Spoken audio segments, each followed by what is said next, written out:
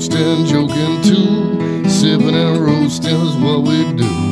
Light 'em up, drink 'em down. Whiskey and cigars all around. Cheers, y'all.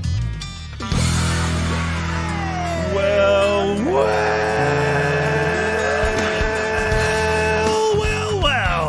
Ooh, that's the sound of a party. Welcome, ladies and gentlemen, to this fine radio program, podcast, and video extravaganza known internationally Hi, Mom. as the world-famous Smokin' and Toastin'. Welcome in, my friends. It is show number 284.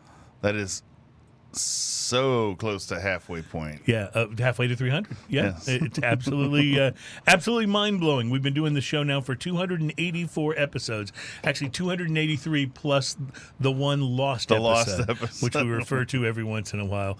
Someday we will find that and post it. Also known as the angry episode. Yeah, but I think that it is quite possible that our, two producers ago, Bobby, I think he may have destroyed it. Yeah. I think, because as you're finding out, like with the January 6th Commission, they're unearthing all these emails and conversations and stuff. And you're like, why didn't people destroy that stuff if it was, incriminating? You always wonder about that, right?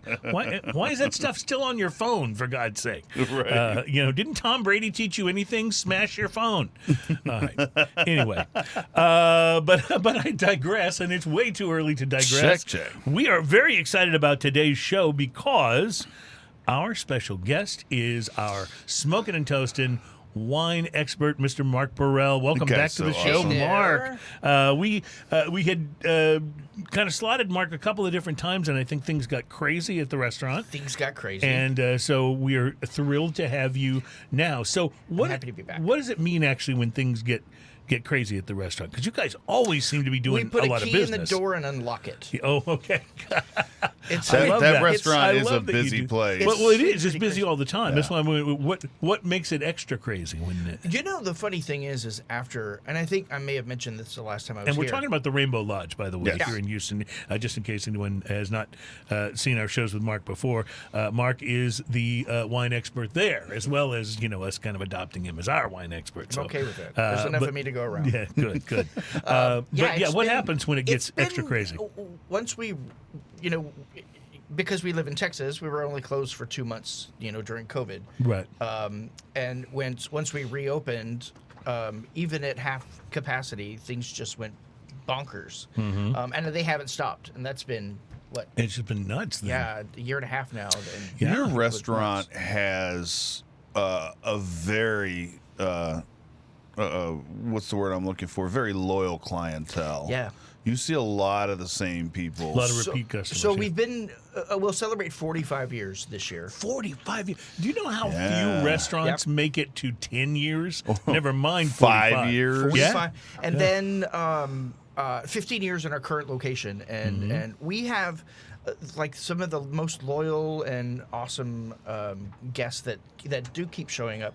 And once we moved into the log cabin over on Ella 15 years ago, we got embraced by the neighborhood, the Garden Oaks and Lazy Brook, and they have really, really embraced us over there. So cool. It's great being there. It's great being at the lodge, and you're right, our guests are really amazing. When you guys were over off of Memorial, that's when that's the first time I ever went to the Rainbow Lodge. When it was at the old location. I don't know how many locations you guys have had, but I remember that one, and it was beautiful. And I thought when they moved, and I looked at it on the map where you guys moved, I thought, Right, when you look on the map, you want, is that? I was that's like, where how they are they really? gonna that place out there was beautiful? How are you guys even going to? And you did like that whole backyard area. It's like you It's walk just out gorgeous. there, you're in the middle of a city, and it just. You don't feel like it. You're transformed into this beautiful place where you can walk Without around question, yeah. Without question. after dinner, and that kind of it's amazing. It's a really nice place. There's a proposal out there almost daily.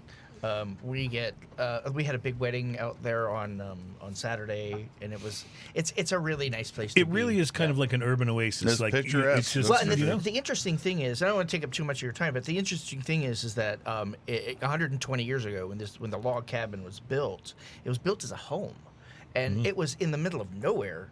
Houston, right. and now as the crow flies, you can probably see downtown from the building if you were sitting on top of the building, because it's so close to the center of the city.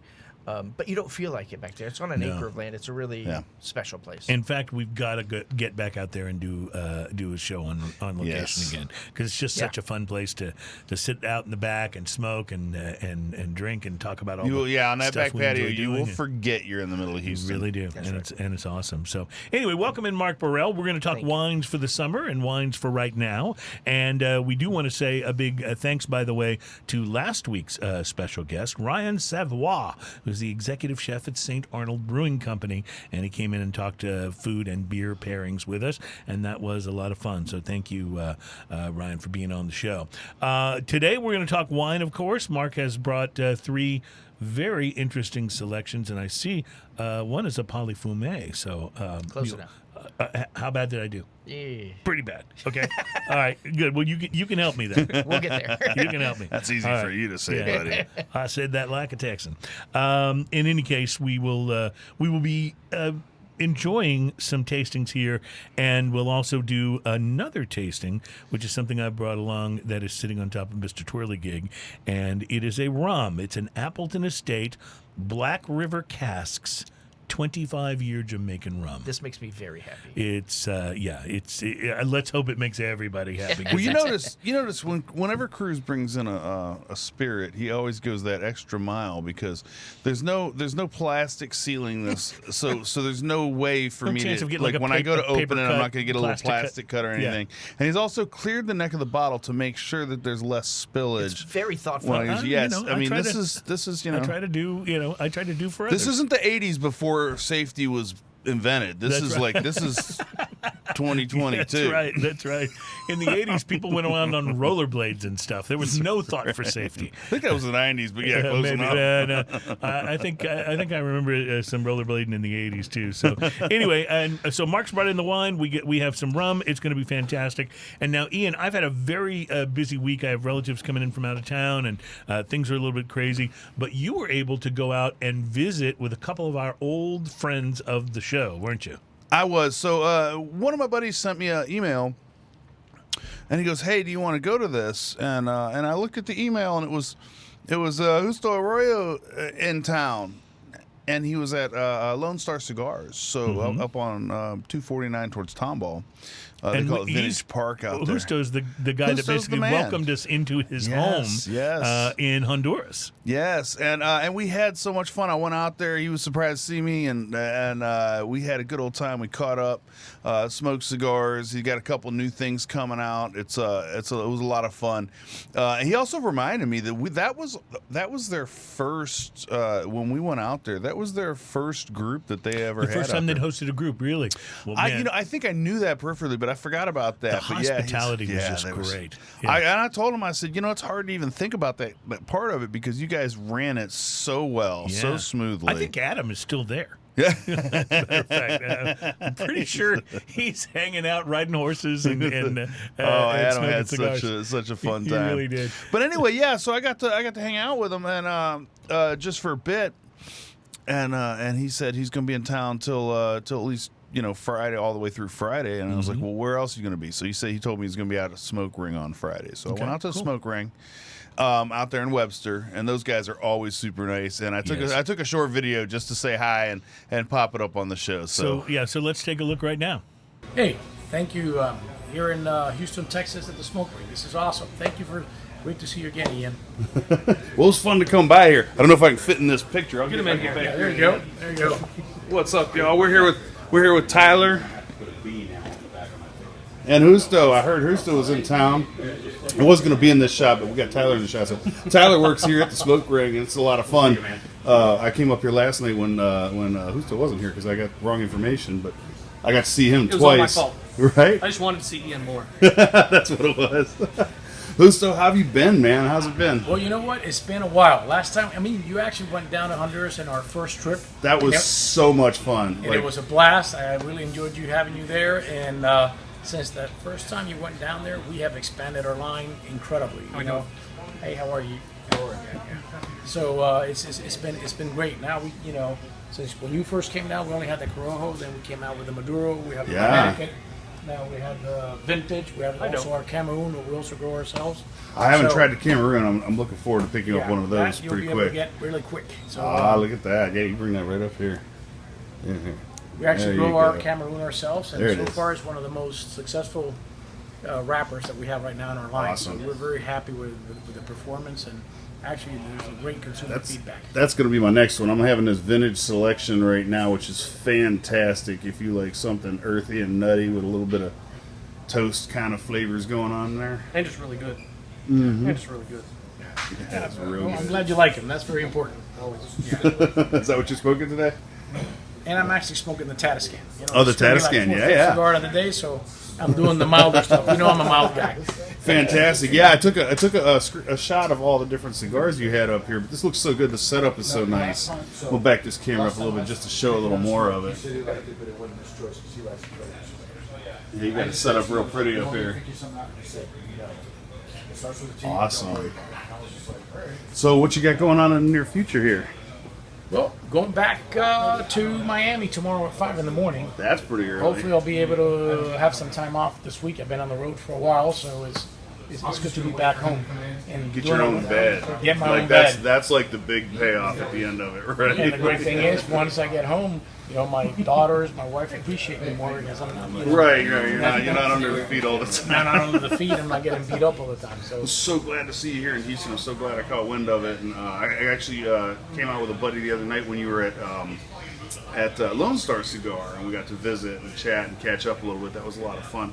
I guess I didn't realize that when we came down to Honduras that time that was the very first time. You guys had it set up so incredibly nice that it felt like everyone knew exactly what was going on at all times. It was so much fun. it was a lot of fun. And actually, the first group down there, you guys were the pioneers of the Aladdin adventure. That was we covered that with so much film. I've got so much of that on my hard drive at home. We had so much fun and spread it out over a bunch of different shows. So that was a lot of fun. Also made some good friends. We go see Daniel over at Cigar Town pretty often and stuff like that. So, when do you think you'll be coming back through town? I think hopefully I'll probably do sometime after the trade show, maybe September, October. Oh, fantastic! Trade And show's I'll- going to be July, right? Yes, I think Right. it's the second week of July, Yeah, yeah. and then also I think hopefully by December I'll try to close the year here in Houston. Good. Houston is a great town to You can give us a call. Let us know you're back in town. We'll come smoke cigars. Absolutely. Man, so Thank good you to so see much. you, man. Okay, thank you. Awesome. Okay, that's awesome. That Thank was you, sir. fantastic. That was That was, absolutely you know, cool. it was just one of those silly little things, and I just figured we'd toss it up there and say hi. Yeah, I got a couple very good. pictures from it as well. So. Very good. I'm glad you did that. And of course, Justo is just he's just a joy. Man, And- he's and- absolutely and there's blessed. nothing at all wrong with Tom Poehler either. I mean, No, he's a blast. I didn't get a chance to put him on the video, but I got a couple pictures with him, and we did have Tyler from the Smoke Ring on the video. He's a blast. If you haven't gone by and witnessed his dry sense of humor, it's definitely worth it. His sense of humor is so dry they don't allow him to stay in the humidor very long. It might dry things out too much. That's really good. So I'm wondering if you picked up something interesting to smoke while you were out there. Well, not when I was out there, but earlier in the week I did stop and do my cigar review because now since we're recording on a different day, to me it's I've got to rearrange my week. Yeah, it's a new rhythm. You got to get It's a little into. weird to me at the moment, but I stopped and picked up a Romeo, Julieta, AJ Fernandez. Oh baby, that's a good cigar. This is the Nicaragua. The 7x50 Churchill is the one I chose because I just wanted a little more cigar and I had some time. This is a Nicaraguan Puro with a Habano, Nicaraguan Habano wrapper on it. The appearance on this had two bands, the Romeo y Julieta band plus the AJ band right underneath it. Romeo y Julieta with the AJ underneath it, and then the secondary band that said Nicaragua for the series. Right. And a cedar wrap that covers like at least half of the cigar. Rich, once you pull that off, rich, shiny, oily, toothy, smooth wrapper, firm overall feel. The pre-light sniff on this, rich earth, tea leaf, spicy coffee, slight chocolate, and like an underlying sweetness. Nice. The pre-light draw on this, I used a clip, effortless draw. Earthy, barnyard notes, raisin sweetness, and leather is what I got right off of it. The initial light. This is a Nicaraguan Puro. There, of course, was a Nicaraguan pepper Of course blast. there was. And I'm hoping that you're, at least in your brain right now, you're hearing Song the Nicaraguan pending. pepper blast song that you're supposed to Song be writing. pending. Yeah. I'll 'cause have one by it's just, 300. think of it as a jingle, just a Nicaraguan pepper blast jingle. I'm halfway to the jingle. Yeah. So the Nicaraguan pepper blast, absurd amounts of smoke came out of this thing right off the bat. Chicory, coffee, cedar, leather, touch of sweet chocolate, retrohales, peppery, and cedar. The first third of this, pepper and rich earth are the canvas that supports hues of chocolate, raisin, tangy leather, and a distinctive nuttiness with an underlying sweetness in the background. Ooh, that was a lot to say. Mm-hmm. That was almost a run-on sentence. Aftertaste is sweet tea, leather, and raisin. Retrohales, peppery, and cedar. Flaky ash, perfect burn. The second third is billows of rich, dense smoke encourages smoke rings. Medium to full strength, spicy pepper notes remain constant. Cedar and nutty flavors develop a sweet character to them. The chocolate and raisin reminds me of an oatmeal cookie. Aftertaste takes on a salty tang. Retrohale is peppery and sweet cedar. Flaky ash, perfect burn. The last third of the cigar, fountains of smoke provide a copious amount of flavors and entertainment in the form of crafting smoke rings. Pepper is a constant companion, along with nutty and leathery and cedar notes. That was definitely a run-on sentence. Sweet tea and raisin swirls. Raisin swirl around with chocolate spices. Chocolate and spices, sweet salty aftertaste with a touch of chicory coffee. Retrohale is sweet cedar and pepper. Flaky ash, perfect burn. Nice. This cigar was in the neighborhood of $10. Mm-hmm. I gave it a solid 5. You're getting what you pay for. Yeah. AJ does it again. Romeo Julieta makes great cigars to begin with, and those together make a great cigar. It is a great 100% combination. worth it. That Great 5.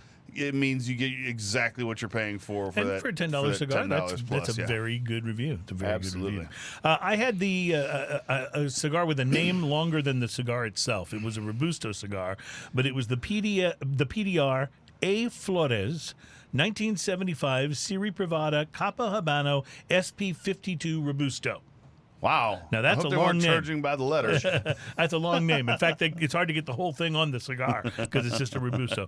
But the name works. The 1975 is for the year that Abraham Flores, the A. Flores in the name, the master blender who was behind this line, was born. He was born in 1975. And Capa Habano describes the Cuban seed tobacco that was used in the wrapper for this cigar. The wrapper leaf is medium brown. The cigar is that kind of soft box press that looks so gorgeous in the box. It's just everything just looks like it's lined up so perfect. The pre-light sniff on this was a wonderful mix of nuttiness and toast, and the pre-light draw showed off hints of vintage tobacco. It really had that aged tobacco kind of a smell to it.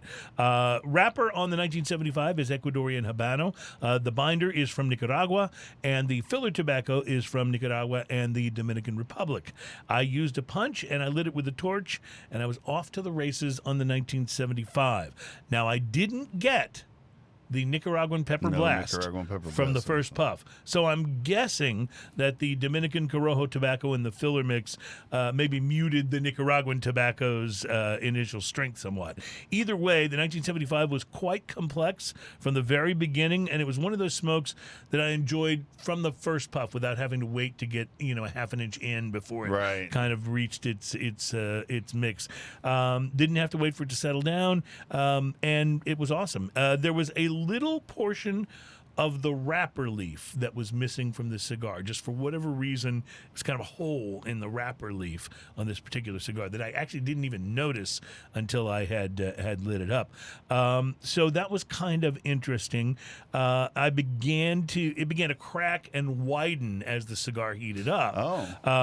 It's something. I suspect it's just like a unique issue with this particular cigar. Right, I don't just think a flaw on a single cigar. Just this particular one. But flavor-wise, I got a nice Cuban cigar vibe from the 1975. It seems as if Mr. Flores has a pretty good idea what he's doing. There was nice creaminess with hints of vanilla and cocoa that came through once the cigar started to warm up. And then once the burn line reached that critical area where there was a hole in the tobacco leaf. The 1975 actually handled it pretty well. It did leave a few stragglers that I had to, to touch up. But considering what it looked like when I first lit the cigar to kind of crack, I was really pretty pleased with how it smoked overall. I had a feeling that the ash would have held on for quite a while, even with the small split, but I tapped it off just to be safe. This also helped me kind of even out the burn again once I touched the cigar up. By the second third, the primary note was one that I'm struggling a little bit to describe. I finally have decided to just call it mature aged tobacco. I don't know how else to. It was very, very good, but I had trouble assigning a flavor to it other than just a very rich, mature aged tobacco. So we spend a lot of time trying to describe the flavors of tobacco, but there is just a tobacco flavor, and that's okay. Right. And there were all kinds of notes coming in and out of this complex mix of flavors. I got coffee and maybe even an espresso vibe. I got toast and toasted nuts, and I even got a hint of dried fruit like a raisin or date on the palate. But one of the most interesting things about smoking this cigar, the PDR A. Flores 1975 Siri Privada Capa Habano SB52, is how it sort of alternated between giving me spice and then giving me a creamy sweetness, kind of back and forth throughout most of the cigar. It was a really nice and different kind of enjoyable cigar experience. Final third, zeroed in on the toasted flavors, toasted nuts, toasted bread, and toasted tobacco, if that's a thing. The 1975 really reminded me of a Cuban cigar. It really did. So if you're worried about $100 cohibas sapping your cigar budget, this might be a very nice alternative to get some of the same kinds of flavors and some of the same kinds of vibe. As far as the strength goes, I'd peg it as a solid medium. It is a $9 to $10 cigar, not terribly high for a Robusto, but not cheap, and it smoked slow enough that I did feel like I got my money's worth. I really enjoyed this cigar, even with the the little problem with the tobacco leaf. I'd still recommend this, and I would smoke it again. Thumbs up, and price to quality, a very solid 5. Nice. It was a very enjoyable cigar, and it was the first time I'd had one of those. So Couple of 5s today. yeah, Interesting. a couple of 5s, so not bad. All right, we want to take a break, and we want to hurry up and come back for the next segment, because that's when we start drinking wine. And I'm very excited about it. Marc Borel is here. We're going to talk wine for the summer and talk how to correctly pronounce the wine name that I butchered earlier in the show. We'll be right back. It's Smoking and Toasting.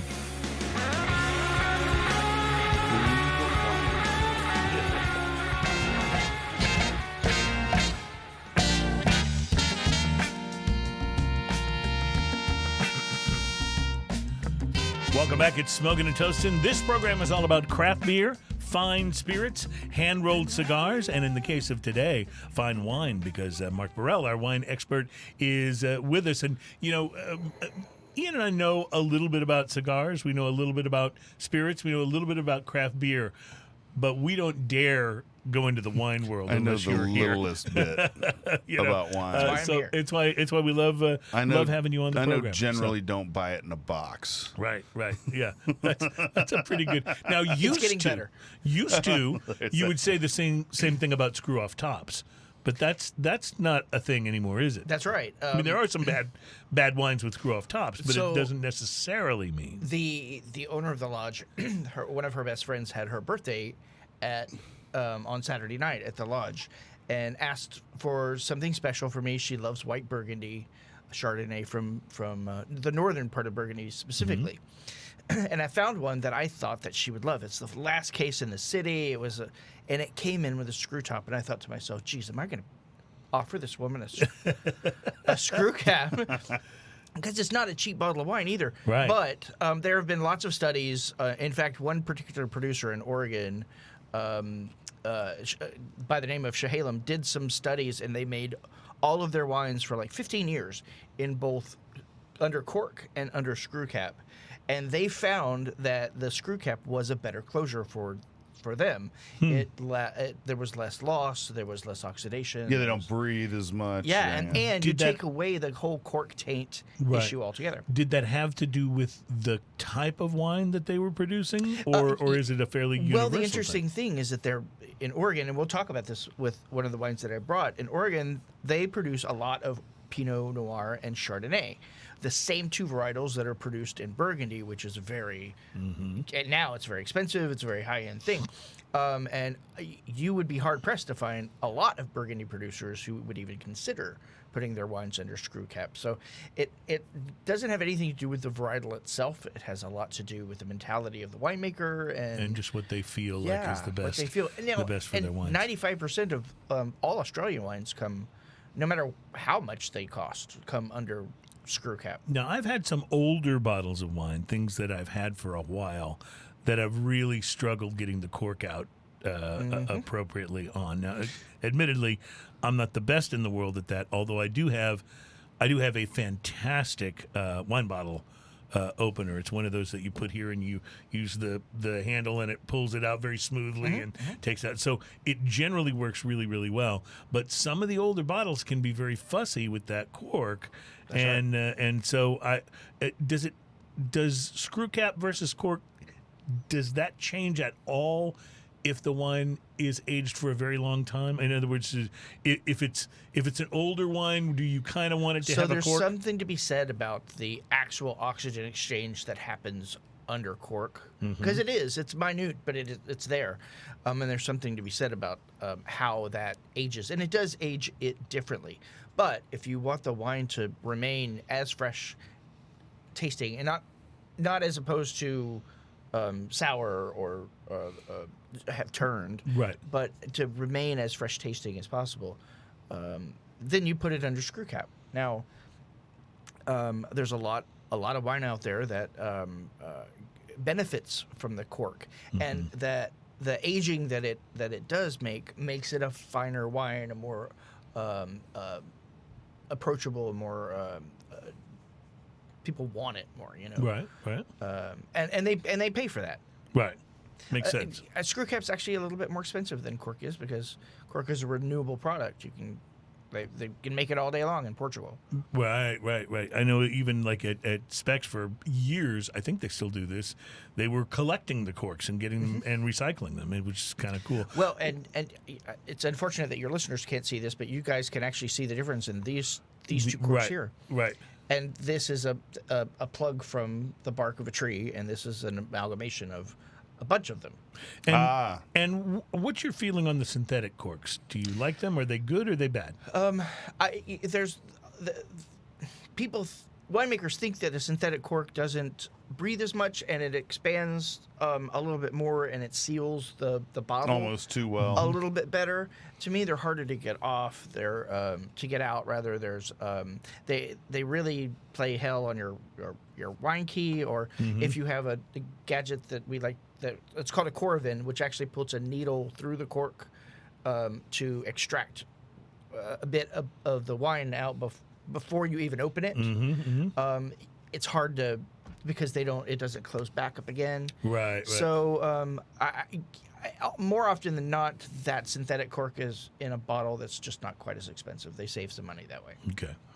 So let me ask you one more cork question. Whenever I open a bottle of sparkling wine, for whatever reason, maybe you can explain why, unlike the corks from a bottle of red or a bottle of white, if you open the cork from a sparkling wine, that baby is nice and expanded and fat around the bottom. There's no way you're getting this back in the bottle. That's right. And so I use I call it a wine stopper. I don't know if that's the correct term, but I use that whenever I open a bottle of sparkling wine, and put it back in the refrigerator before we are able to finish it off. But why do these corks expand so much more than these do? So if you were to see this cork, this the sparkling wine cork, before it's been put in the bottle, it's quite large. And squared off like a lot of the other squared corks off you on might the see. end, yeah. And so the reason that they do that, they compress it and stuff it into that tiny little neck, to preserve the pressure in the bottle. Most bottles of sparklings, champagne specifically, and Méthode Champenoise, the style in which that these wines are produced, contain in the range of 90 psi. Okay. That's 3 times more than your tire does. Yeah, I was going to say. And so, in order to not only keep the bubbles in the bottle and the wine in the bottle, you got to make sure that it is sealed. It's going to be sealed tight. Yeah. And so that's why that's here. But I do have a solution for you. Okay. Finish the damn bottle. Yeah, I was going to. But see, I don't even want it sitting open in the what do you mean refrigerator. leftover wine? No, I'm not talking about leftover for tomorrow. I'm just talking about, over the course of the next, hour or however long it is until we polish the bottle off. So because I don't save sparkling wine for tomorrow. Okay, then I'm there with you. But I think you'll be fine. Okay. So this bottle, our first wine, has been open now for a good half hour. Mm-hmm. And when you take a sip of it, you'll realize that it's still pretty fizzy in your glass. And I'm about to do that because this seems like a good time to move right into this. What are we doing? master Segue into tasting wine. I love that already. So tell me what we're drinking here. So this is from Schramsberg. Oh, I love the nose on Oh, this. it's delightful. Isn't that fun? Despite its name, this is domestic. This is the oldest sparkling producer in this country. See, when you said Schramsberg, I immediately thought, Philadelphia or New Jersey. I didn't think about another country. That just sounds like a Schramsberg, New Jersey. Or Central Texas. Yeah. Well, true. Yeah, so this is Northern Napa is where this comes from. Mm-hmm. And it is, I'll say this word again, Méthode Champenoise or Méthode Traditionnelle, which means that they are taking the varietals and the method by which champagne is made in northern France and making it elsewhere. The grapey note in this is so fruity and delicious, and there's almost like a honey note to the finish. So I just wanted to say, it's got a distinct sweetness to it, and normally, if a sparkling wine is leaning towards being more sweet, like a cheaper Prosecco, for example, I don't usually care for it. But there's something about this But the sweetness that you're getting is not perfectly. It's not sweet, it's fruit. Right, which can be misconstrued as sweet. Right. It's got almost a sweetness and a tartness to So it at the it's same not time. as sweet as your taste buds actually think it is. That's right. Is what you're saying. And the fact that there's a little extra something going on, it's carbonated. There's some fizziness to it that it Adds kind of to it. confuses your palate. This is absolutely delicious. Isn't this fun? Yeah. So this is the Blanc De Noir. And you'll see this on bottles that sometimes you'll see Blanc de Blanc or Blanc de Noir. And what it means is white wine made with dark grapes. Or Okay. if it were So the noir means dark grapes. dark grapes, right? So Blanc de Blanc is much more common. You'll see white wine made with white grapes. And within the Méthode Traditionnelle or Méthode Champenoise way that this is created, it's made like it does in Champagne. And in Champagne, there's 3 major grapes that make those wines. 2 of them are dark. One is white. It's Chardonnay, Pinot Noir, and Pinot Meunier. This is made with 100% Pinot Noir from Northern California. Now, the Schramsberg makes a Blanc de Blanc, and it's quite lovely as well. This just happens to be the one that we're selling at the Rainbow Lodge.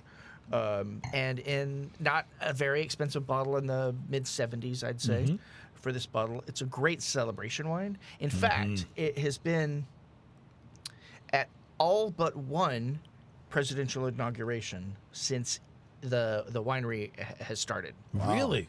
Wow, that's a pretty There's cool thing to claim. beautiful, almost spicy kind of aftertaste to it as well that lingers. It's and not spicy in a heat spicy, but spicy in like a cookie or a sweet. Baking spices. Yeah, baking spice kind of. Winter spices kind of thing, yeah? Let me just ask a question that's going to show my wine ignorance here. But so it's a dark. They use a dark grape. They use a Pinot Noir grape. Yep. To make this, and yet it comes out with such a bright straw color. Why is that? So no matter the color of the grape, of the skin of the grape, Skin of the grape, right? the juice is often clear. Okay. So what happens is when you squish that grape, the juice runs clear, and they can take that free run juice and use that. Now, if they were going to let this wine or this juice sit on the skins for a little longer, That's going to darken then it. you get something a little darker. So I've got the glass of Pinot Noir we're going to have later.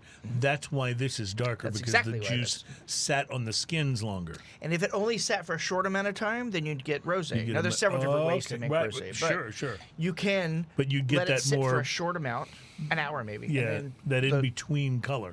That makes okay. It's something I did not know. It's probably like the most basic wine Okay, thing so ever. you but- just mentioned an hour maybe, and you get that. What if you let your juice sit on the skin? What's like to get something like this? How long is that? Is that hours? So or this is is that days? this is not very long. Pinot, because Pinot is known for. Okay, so the Pinot Noir grape is a thin-skinned, dark grape with a clear or a white flesh, right? And if you let the juice sit on the skins for a little bit, enough to let it color, well, then you get a lighter bodied wine. Now, if you think about some wine that you have that's big and rich and heavy and it has tannins, actually, that's a fun little thing to say. Everybody, you're in the grocery store. Go with me here. You're in the grocery store. And you pick up a grape. Oh, hold Just a- on, I got one of those bad carts. I got to go take it back. Okay, all right, I'll wait.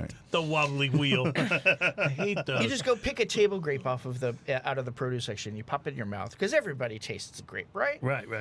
The first thing that happens, you bite down and it bursts. You burst, break right, the yeah. skin, and you get this just a juicy burst in your mouth, right? Then, as you chew a little bit more, you can actually taste the flesh of the grape, Right. and it's lively and it kind of it has a toothsome feel to it. But as you keep chewing, what's the only thing that's left in your mouth is the skin, and what happens? Your mouth turns dry and it gets a little bitter, but in a pleasant way. And that bitterness, that dryness that you get is tannins. Right. You get the same thing from walnuts and pecans. Right. It's the skin of that. It's this exact same stuff. So if you were to let that juice sit on the skins for much longer, then you're gonna get a bigger, heavier, darker, richer, redder wine. There are winemakers where they're making things like Cabernet or Shiraz, or where they just let the grapes crush under their own weight, and they just let it sit there. And sometimes it's fermented with the skins. With the skin still in it. Yeah. Or even at sometimes the stems, the things that. Interesting. Yeah. And all this adds to the complexity and the Yep. the texture and the flavor. There's so many variables when it comes to So making. interesting, yeah. And well, I love Pinot Noir, and I really, really love this. And I'm wondering, is it because it's made with Pinot Noir grapes? Is that why I'm so drawn to this? Because it is a different taste than most of the sparkling wine that I usually It is. It get, has a because I bit do the dry richer- brutes and things that are. The Brut Cava and things like that are not as sweet, but this is really good and very different for me. Yeah.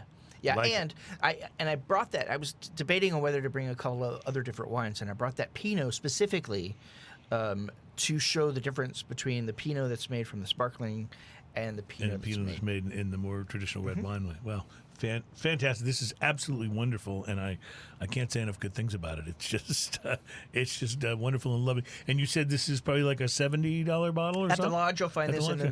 mid-70s. Yeah. All right. So that's something And you can come definitely and do pick for one you. up for me, absolutely. It's something you could definitely do if you're having a celebration and deciding to go for something really, really good. I can't recommend it highly enough. I think it's fantastic and a good choice. See, you always push us a little bit, which I appreciate. You could go with something that's maybe a little more standard or expected, but I love that you always kind of throw us a curveball. I like that. Yeah, Well, maybe you don't consider that a curveball. I don't know. This is delicious. I do. I think it's wonderful. There would be absolutely no complaints if we ordered this with a nice dinner. Talk to me a little bit about the quote unquote rules for what you're eating with your wine or what wine you drink with different foods you eat.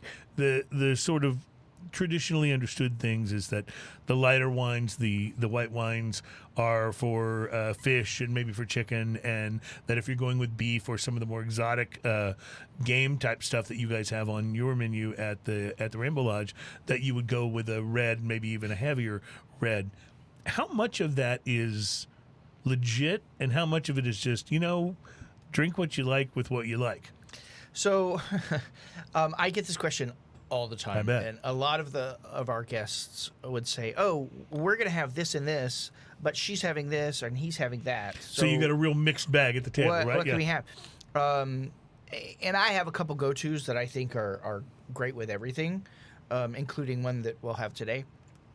But more than that, oftentimes I'll come back and I'll say something like, well, if you were at home, what would you be drinking? Well, if at home, we might just open a bottle of Chardonnay or something. I said, great. If that's what you like, I think that's what you should drink. I'm not here to push something specific. Right. It's my job to make the customer happy with their choice. Yeah. To allow you to enjoy what it is that you're drinking. And if that means something new, great. I'm happy to show you something fun. But if you'd really rather have that Chardonnay or that Cabernet, I'm here for it. No. Right, And right. I'd really like for you to enjoy what it is that you're drinking. Now, if you wanted to specifically pair something, yes, of course we can do that. I think that the Pinot, especially the Pinot that I brought from you today, well, more specifically Pinots from Oregon, go great with the everything on the menu at Rainbow Lodge. So whether it's Everything. chicken, fish, Yeah. elk. And it's for a couple boar. different reasons. Even our lighter dishes might have a butter sauce, which gives it a bit more body or heft. The snapper might be blackened, which gives it a bit more. Right, which changes the flavor profile It gives it altogether, a yeah. darker flavor to it. In other words, if you've got something like that, well then, yeah. People ask me, okay, I'm having fish. Somewhere other than the lodge. I'm going to have fish. What should I drink? Great. How is it prepared? Right. Yeah, that's going to make a big difference. Yeah. Makes a big difference. And same thing with chicken. How is it prepared? Is Yeah. it what kind of a sauce is it in? Is it? If it's a roast chicken, you can get away with white wine. Right. If it's barbecue chicken, or if it's got Lemon chicken with a pepper, sauce, or maybe it's been heavily seasoned, well, you can certainly go red with that. Right. Oh, good.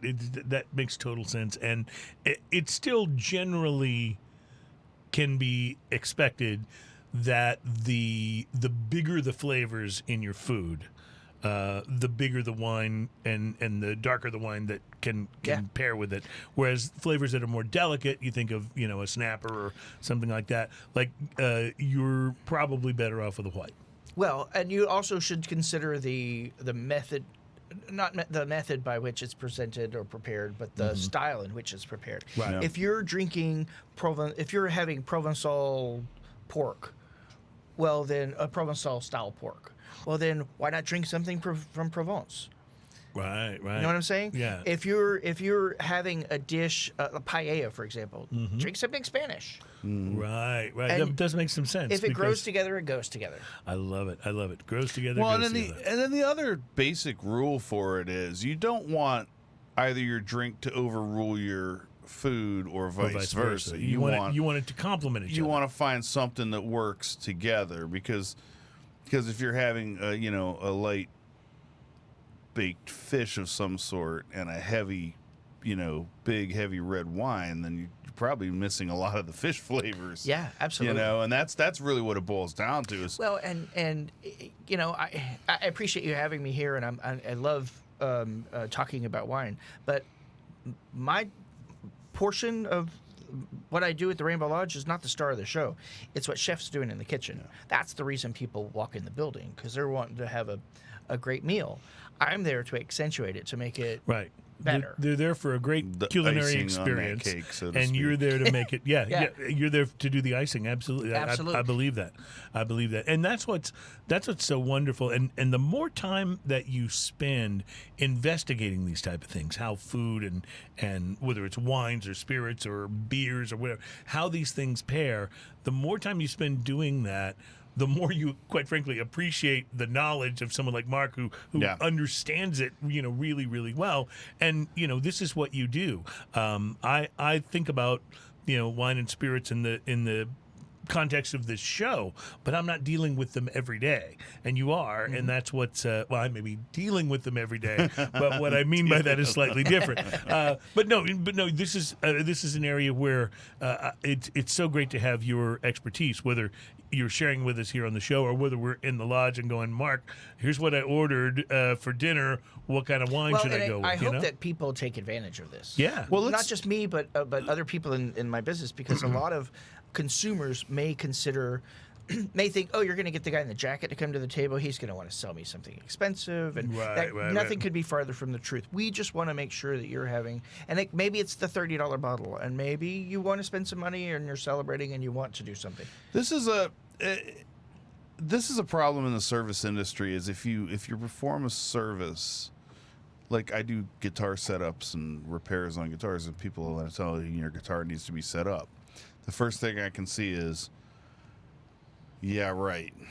What's wrong with it? Right, because they think you're just trying to get some money out of it. There's nothing wrong with it, but it needs to be adjusted, and you won't know the difference until you try it. That kind of thing. You immediately get that, oh, they're trying to sell me snake oil, and I think that's a little unfair, because your job is not to sell. Your job is to make sure that customer comes back. It's kind of like people lose that. Yeah, that perspective. I'm the same way. If I work on your instrument, I'm not doing it so that I can just get some money out of you today. I'm doing it so that, the next time you buy an instrument, you go, oh, that really did make a difference. Right. Bring it back. If you've done a great job in your job at the Rainbow Lodge, then that means that person, that couple, that group, they're more likely to come back because of the experience they had. That's right. And if I sell them something less expensive on that first trip, then they're going to go, wow, for this, Mark did this. We're ready to spend some money. We're ready. Okay, let's spend $100 on the next bottle.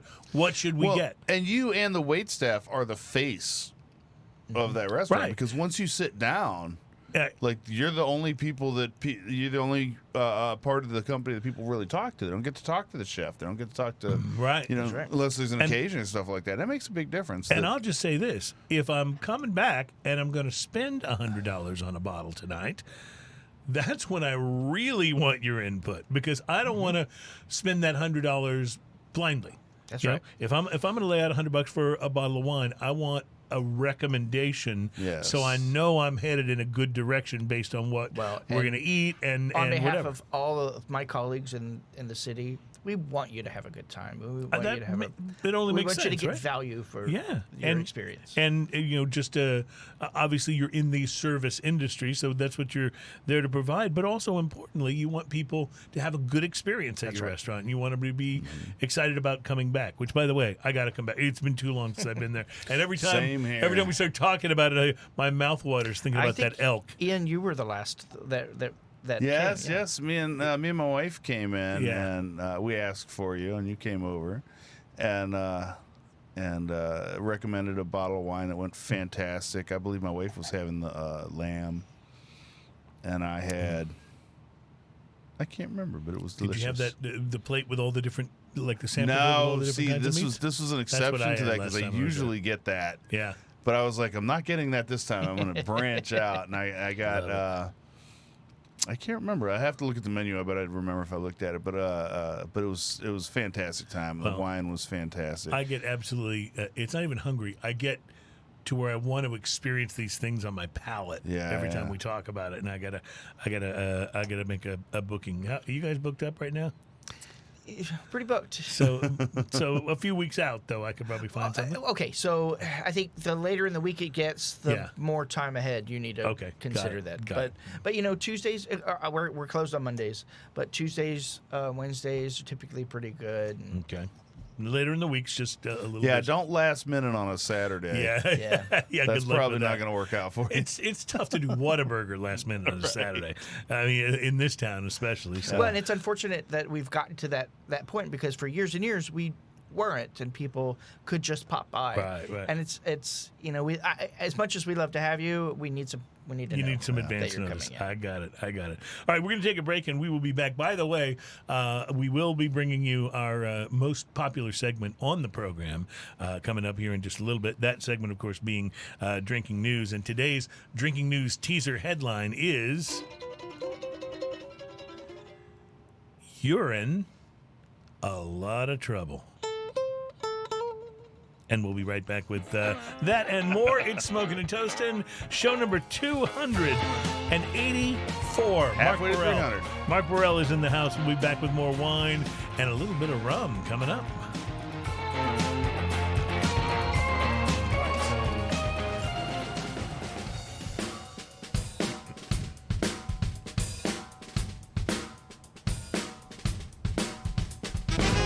Welcome back to Smoking and Toasting. This is the program that's all about craft beer, fine spirits, and hand-rolled cigars. And today about wine.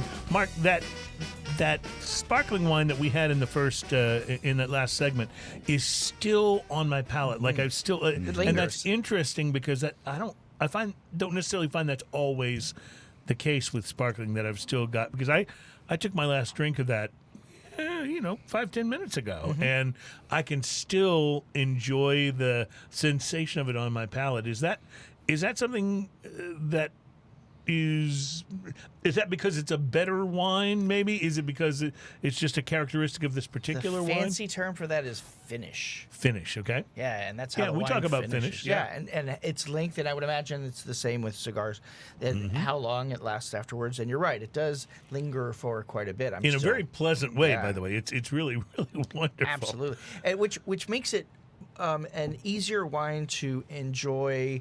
It's not as quaffable. It's just it's something that you want to think about it. It's an enjoyable. You're not throwing experience. this back. This is something you're going to really, really savor and take slowly. All right, next on our list is the wine that I pronounced so terribly. So tell me how we really say it. This is Puy Fumé. Puy Fumé. So I told you this. Not polyfume. Yeah. Well, I told you this on I think during one of the breaks, but I had an old buddy, a guy that I worked with, wound up in a number of situations out to dinner with him and his wife. And his wife loved a particular wine. I think it's the only wine she knew, but she would order it and call it Polyfusé. And so that got drilled into my brain. But that would also be pronounced Puy Fusé, wouldn't it? It would. Okay. So Puy Fusé is in a different part of France. Right. And Puy Fusé Fumé is in Burgundy, and that is it's a Chardonnay. Puy Fumé, Right. This guy is Sauvignon Blanc. Oh, I and like it comes Sauvignon from Blanc. the Loire area. Comes from where? The Loire area. Loire. So Okay, just so where south, is that? The Loire River starts on the Atlantic, and it winds its way through about a couple hours south of Paris, and then it takes a sharp turn south. And where it turns south is where a place called Sancerre is, which makes Sauvignon Blanc. And across the river is where Puy Fumé is. Okay. So it's in the same area. It's just across the river from it. The one thing to know about French wines is that they're often named for the region from which they come. You won't see the grape on the. You need to know that this is Sauvignon Blanc before you buy it. Even Champagne is. It says from the region that it'll say Champagne. Right. Rather than the grapes that are on the bottle. And this has a very, very different nose. Yeah, it smells like Sauvignon Blanc. Yeah. This is, and I say that because no matter where Sauvignon Blanc comes from, you can pretty much smell it. They're not going to blind like these high-end master sommeliers on this because it's obvious what this is. Well, I'll tell smelling. you get that real distinct sort of citrusy vibe right There's on the a palate. nice tartness to this. It really is, and a slight it's very, peppery on the very finish. refreshing. Yeah, too. this is much more crushable than the bubbles that we just had. Right. But it really is good. Oh my goodness. So, a lot of people when they think Sauvignon Blanc, they instantly think about New Zealand. And it's one of the reasons why I brought this. Because there are a lot of good Sauvignon Blancs from New Zealand, correct? Well, good is a subjective term. Okay, talk to me. But there are a lot of Sauvignon Blancs from New Zealand that the general public seem to like.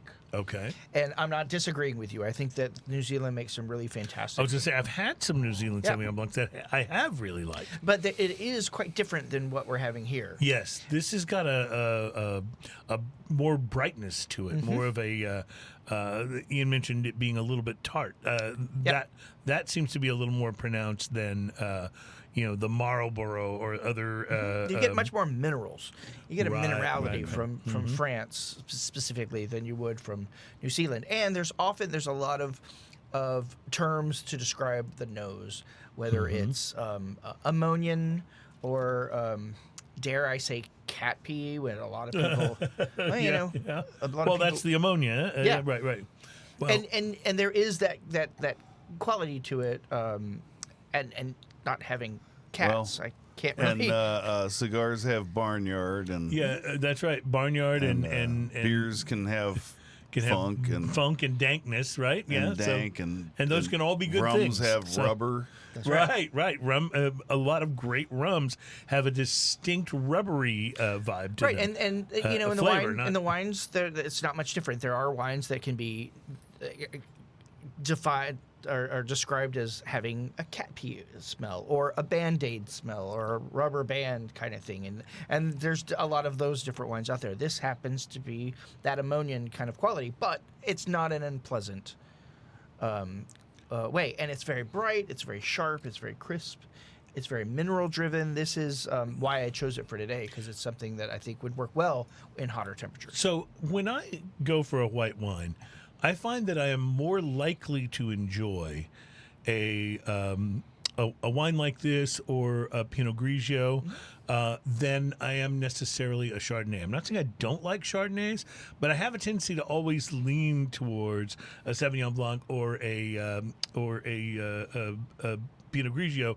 What is it that I'm liking about those more than what I like about a Chardonnay? I think it's the dryness.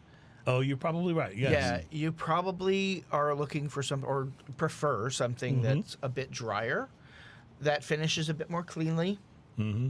It seems more refreshing to me. Absolutely. Yeah. That tartness, that citric tartness that you get great, from this. by the way. Grapefruity kind of. Yes.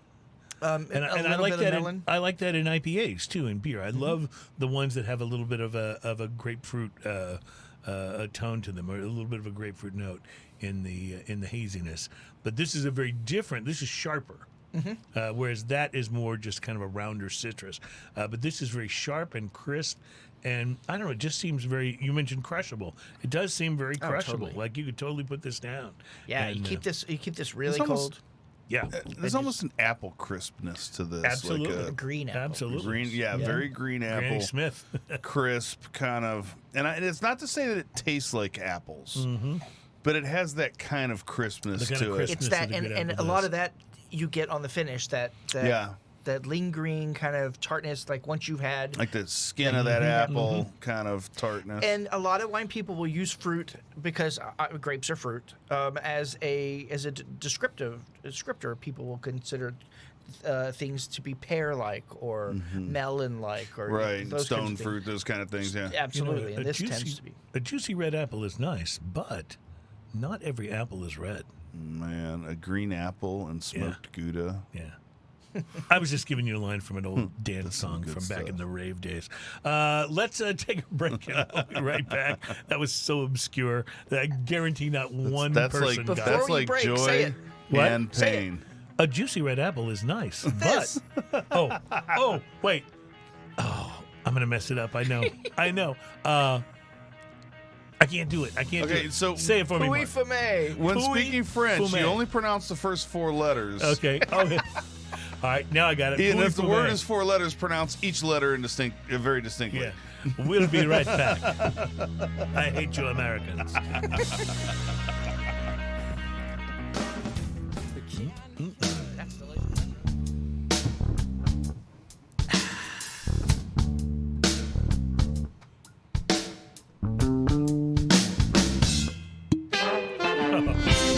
In the beginning. Very well timed, sir. Nicely done. I do my best. Time to take a look at Smoking and Toasting, by the way. Our program is all about craft beer, fine spirits, hand-rolled cigars, and today a lot about wine, because we've had two fantastic wines so far, and we have more coming up. In the meantime, I'm going to tell you about a few cigars to watch for that are headed to retail very soon. Room 101 brand owner Matt Booth, who has a thing for Ian, is celebrating 30. He was all over you when we did the interview. What was that? What do you think that was about? I mean, don't get me wrong, you're a very attractive man, But Matt he's Booth a very sweet guy. Yeah, he was just like he was digging your action. You know, I mean, I could do worse.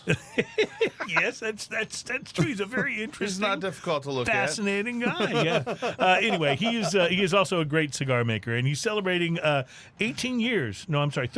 I can't see, in the cigar business with a limited edition smoke that will debut at the PCA trade show next month, along with the Big Payback Nicaragua, Nicaragua, which is a regular production Nicaraguan offshoot of his core brand, the Big Payback, which of course is making reference to the classic James Brown song, The Big Payback. The Room 101 13th anniversary is a 6-inch by 52 ring gauge Toro that will come in pink boxes of 20 cigars. It's a Nicaraguan Puro. All the tobaccos were grown at farms owned by A.J. Fernandez. Yeah, I'm just saying. That guy. He also makes the cigars at his factory.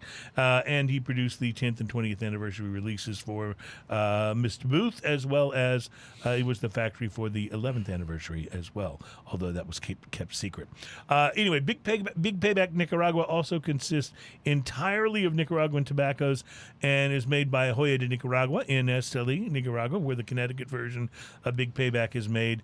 And prices for both releases have yet to be finished, but Mr. Booth stated that pricing will be in line with comparable products in his portfolio. So you have that to look forward to. Now, according to the Chinese zodiac, this is not the year of the rat this year. It is the year of the tiger. The last year of the rat was in 2020, and the next one won't be until 2032. But in 2020, when it was the year of the rat, Drew Estate released their Year of the Rat cigar. And it was so popular that they just keep releasing it every year, Yes. even though it is no longer the Year of the Rat. They don't want to wait until 2032, and so the Year of the Rat has been re-released. And with music, Jonathan Drew says, sometimes a new song comes out and you're like, yo, hit rewind.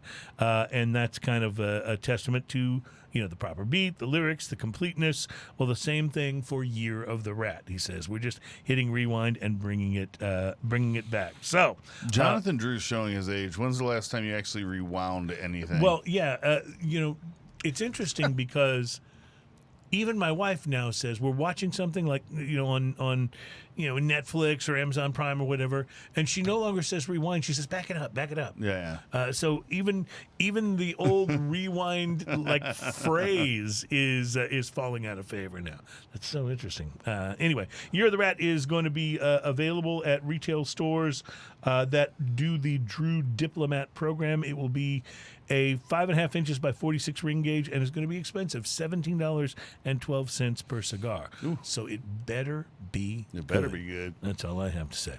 Speaking of better be good, it's time to do a little rum sampling. What do you Talk say, about sir? bring the rubber and bring the funk. Yeah. So Like you've the already nose been on doing a this. little research there? That's the rubber we were talking about a minute ago. As you know, and I've said this before on the show, when it comes to how we feel about rum here at Smoking and Toasting, we want the funk. We want the funk. Gotta Interestingly have enough, that funk. those no. Do we need to pause to get through that song? It's in my brain now. I can tell you that. It's not going anywhere. Earworm, yes. So what were you going to say? I'm sorry. No, I was going to say, oddly enough, so the flavors that you get right on the nose don't show up on the palate until the finish. Yes. Like the palate is smooth, it's vanilla, it's big, it's like raw sugary, it's cane sugary kind of. It's dense. It's got a kind of a flavor density to it. I don't know how else to describe that. Mark, what do you get out of this? I mean, you can definitely taste the age. You get Right, because this is a An 15-year. oak, yeah. Yeah, you definitely get the oak out of it. But I'm with you. You get that vanilla and that caramel. There's a bit of a milky kind of ness to it that I really enjoy. But the winter spices, the clove and the Yeah.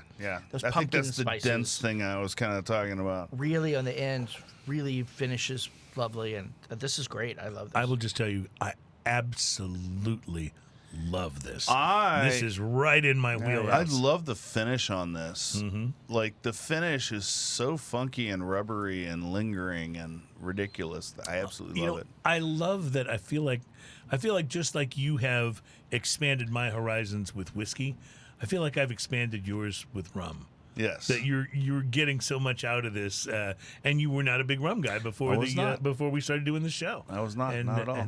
And you've often mentioned that your dad was a rum guy. Yes. But Dad liked any rum. Like he never met a rum he didn't like. And if it had a plastic bottle that and a ship on it with sails, he was happy. Yeah, how about if it had a seal on the front with a ball balance on its nose? He wasn't so much. Not so much on that one. Okay, that's Goslings you're talking about, right? Yeah, I've had that before. But he liked the ones I don't with like the boat the real on. spicy rums, the spiced rums like that. That's like, why they put ginger beer in it. Yeah. That's Well, I will still say though, you can't dismiss spiced rums entirely because Kraken and Diet Dr. Kraken's a Pepper bizarre is a thing exception. of beauty. Kraken's a bizarre exception, man. We had a That's one of spiced those- rum here on the show, a month or so ago, and it was okay, but it wasn't great. It was okay. I think that was the one I just did not like. Yeah. By I said okay, it he was- means he liked it. I was like, Yeah, Ian was a guy. But I this, think rum is making a resurgence too. well, I think it absolutely. And I couldn't Actually, be I think happier about it. almost all spirits seem to be on the rise. Gin is another one. It's these old spirits. It's these spirits right. you haven't heard from in a while. That's what's really coming back, and I think that's the best part about it. Well, have you explored some of the barrel aged or barrel rested gin? Yes, we've got one at the lodge. In fact, I make a great old fashioned with it. Yeah. oh, nice. Yeah, in fact, Gin old-fashioned. my little twist on it, we use a sweet tea syrup in it for the sweetness, and the bitter is lemon bitters. interesting. So tea and lemon and the whole gin. I Oh, bet that's like this. amazing. I It's like really, this really very good, yeah. much. Wow. And by the way, Who'd have thunk it? that barrel aged gin that we're talking about is from Texas. This is the Waterloo one? Yeah. Yeah, I actually have a bottle When of you it at guys the came house. and did the show at the lodge, Right, we right. tasted that one. Yeah. Right. Yeah. So good. Really, really good. And we had, I will say, one of my favorite gins that I've ever tasted. We had here on the show a couple of months ago when we had Sean Anger from Fox and Seeker, yeah. brought on. Doing great stuff. That gin was outstanding. And And the Meridian. yeah, and it had Gem. it had such a gentleness to it. It just wasn't. It didn't like jump out of the bottle and beat you over the head with boysenberry and lilac. And It was juniper. just in juniper. Yeah, it was just this really interesting, complex floral nature to it that was just. It was wonderful. I recommend There's a that lot of highly. producers that are having a lot of fun now with gin. Yeah, And they're really doing a great job. And it's not just this Christmas tree that Right, that right. you So- get, and you're And getting there's a time and citrus. place for that traditional Boodles or that Hendrix or the Right. the Tanqueray. Those some of the juniper forward, the very pine Christmas tree, as you like Yep. to say, Yeah. that kind of thing. There's a place for that, but This it's reminds nice me to of visiting my grandma when I was a kid because she had those bushes. I don't know what those bushes are called, but they have that same smell as juniper. Yes. Where they trim the top of them so Yeah. they're square. What are those bushes called? They have the little knobby things. I don't know. they have the Anyway. little berries because Yeah, right. could be right. juniper. No, it wasn't actually juniper, Oh. but anyway, my grandma had them at her house, and I liked the smell, but I don't know if I would have wanted to drink it. I mean, a juniper is it's basically a fir tree, right? Yeah. Yeah. Yeah, And that's all the juniper That's why is. a lot of people talk about Christmas tree, that it's Yeah. our hairspray. It's that big, Yeah. rich that IPA flavor. tar. kind Oh, of- Easy. see what I did there? Well, let me just say this right now. To go back to this rum for a minute, this rum is outstanding. This is an Appleton Estate. It's a 12-year, right? 15. It's 15. I'm 15. sorry. Yeah, Thank yeah. you, 15. It's an Appleton Estate, 15, and this bottle was $68, $68, and I think it is worth Hashtag every worth it. single penny, and it is just absolutely wonderful. Doug's pointing to have you show that to the camera there, Ian. But that's the Appleton Estate 15. Now I will say this: I've had some of Appleton Estate's younger rums, and I haven't been as big of a fan. This is the first Appleton Estate that I've been crazy I had for. a student from Jamaica years ago, Vincent Amolame, I think was his name. Interesting guy. He was really nice. Or was it Denzel? I can't remember. It was one of the two. But brought me an Appleton Estate, and it was one of their, like, kind of a single cask or whatever. And he's like, this is from where I'm from. And he brought it to me. It was very nice. Very good, yeah. It was at that time probably one of the best rums I've ever had. Yeah. But we've tried so many since then. This is outstanding, though. This I would definitely, like, you know, with the extra cash, I would definitely go pick one of these up. Rum is like everything else. It's getting more expensive, but it's still one of the places where I think your dollar buys you the most in terms of really exceptional. It's real tough to spend a lot on rum when you can go buy Plantation for $25. Dude, yeah, the $25 for Isle of Fiji, and it's fantastic. Hey, docs. Yeah, hey, docs. Like, it's unbelievable how good that is. Speaking of at that price point. Speaking of prices, Ian, we're a few months away from my birthday, but I want to go ahead and tell you right now. Didn't you have a birthday last year? You're right, I did. You're right, I did. But when my birthday comes around this year, I want to make this really easy on you because I know you like to get me something that's meaningful. Yes, for yes, my I'm birthday. listening. And you've given me some great gifts in the listening. past. This year, all I want is a cigar. One cigar. I'm not going to ask you to overdo it. I'm not going to ask you to, that one go cigar out that and you've get always wanted all the your one life. cigar that I've always wanted. I would really like for you to buy me for my birthday a Cohiba 55 Anniversario. Just that one cigar. We'll call it a great birthday. That's it. I feel like how much is that one cigar? It's $300. And when I give it to you, I want you to light it. I want you to get distracted and set it down, and then just leave it there. And let it go out. Yeah.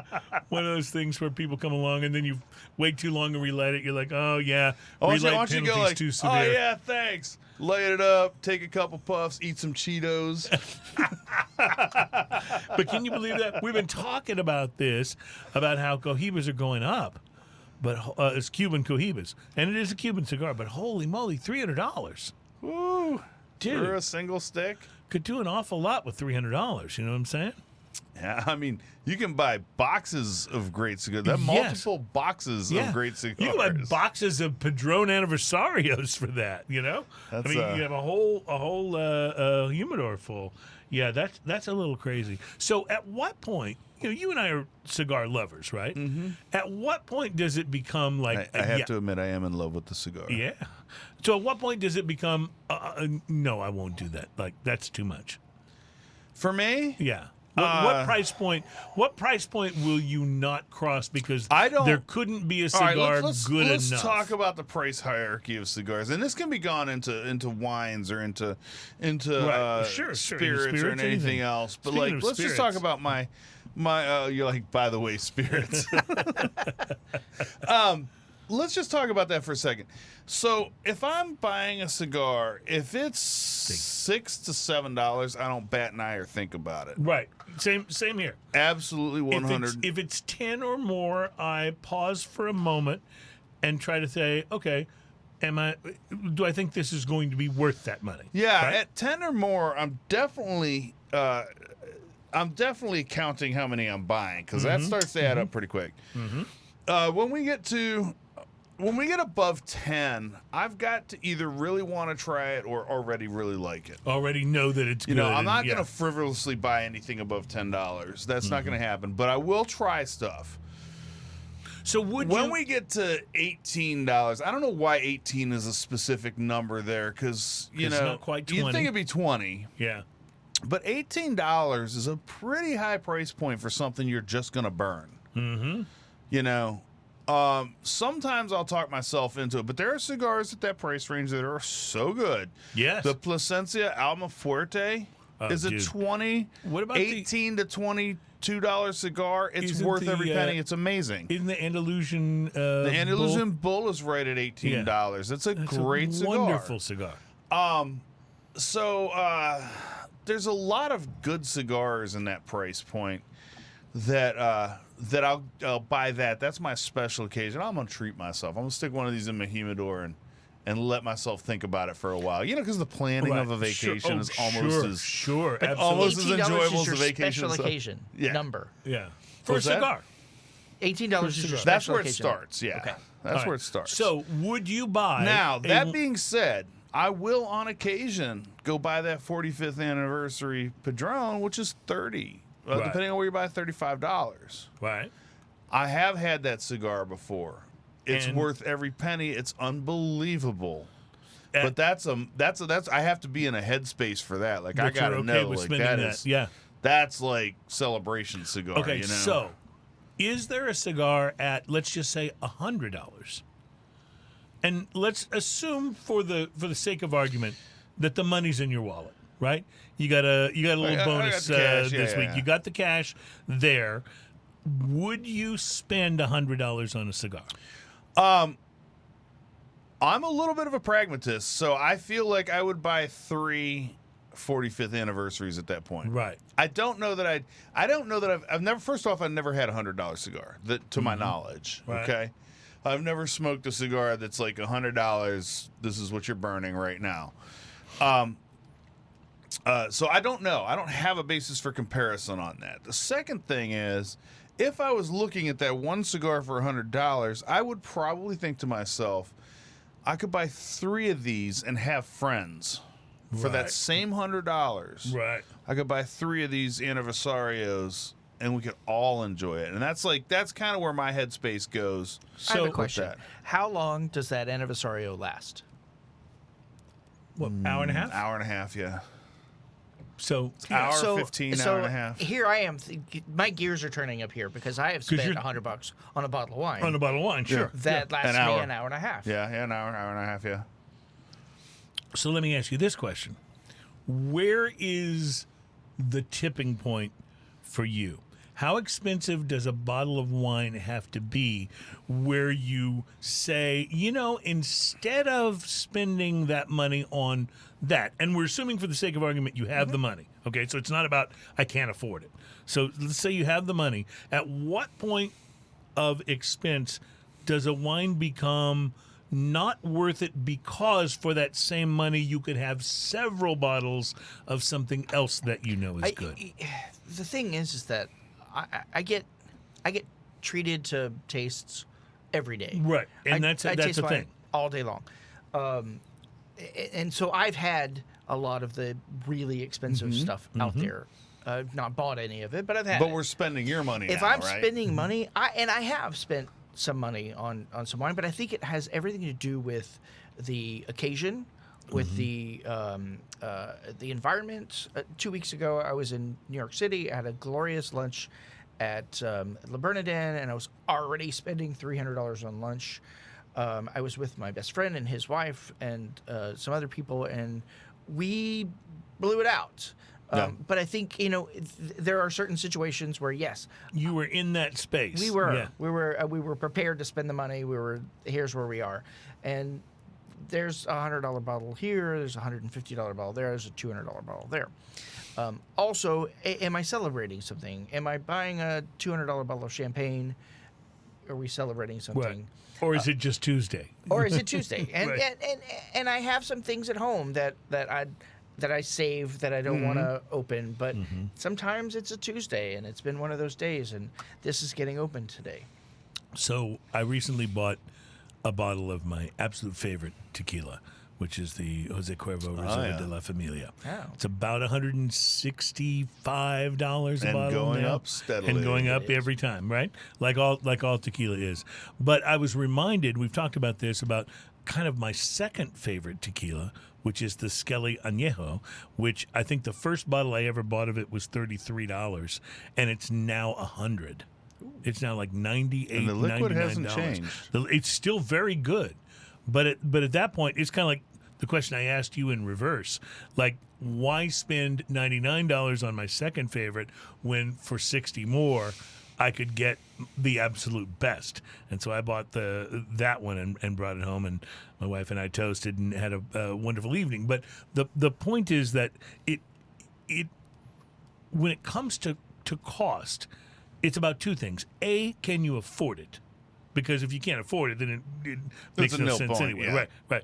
But B, if you can afford it, is it the best use of that money? Whether it's a $30 cigar, a $100 cigar, a $300 cigar, like the Cohiba I want you to get me for my birthday, and or is it ridiculous? Like, is that money better spent on 3 boxes of something cheap? Like, it to me, that's the eternal question. When it comes to supporting what's worth it and what's back not. to my answer when you asked me about the cigar is, do I buy the $100 cigar or do I buy 3 of the $30 cigars? In my case, I'd rather buy 3 of the $30 cigars in general, even without tasting the $100 cigar, just because then you get one. You get one. Right, we get to sit around and talk we can about enjoy it those all kind together. of things. Right, absolutely. Or I buy the $30 cigar and I got, $70 for a bottle of whiskey. Right, exactly. No, that's exactly right. I have another wrinkle. So that I I'd don't like get a to- cigar. Is that it? What happens if you've been gifted something? If you've been given that $300 That's cigar, different. Yeah. Do you then go, ooh, now I have to find the right time? Oh, do absolutely. Do I Yeah. hold on to it forever? Absolutely. And I'm not taking it home and smoking it tonight, unless tonight is Yeah. a very special night, right? Yeah, I mean, that's not one of those I came home drunk from a Rockets game and Dude, that's, had some vodka and Sprite. yeah, no, dude, that, I can absolutely tell you that's when you smoke like a Connecticut, Right, or a factory Macanudo. smoke or whatever, a Macanudo, a factory smoke. Absolutely, been there, done that. Been there, done that.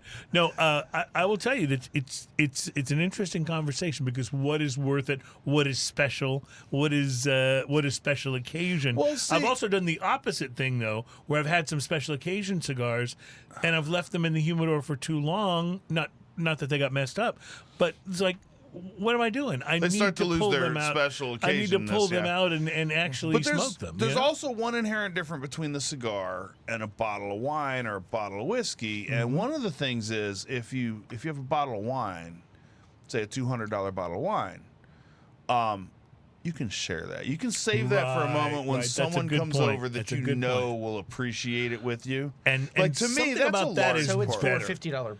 Right.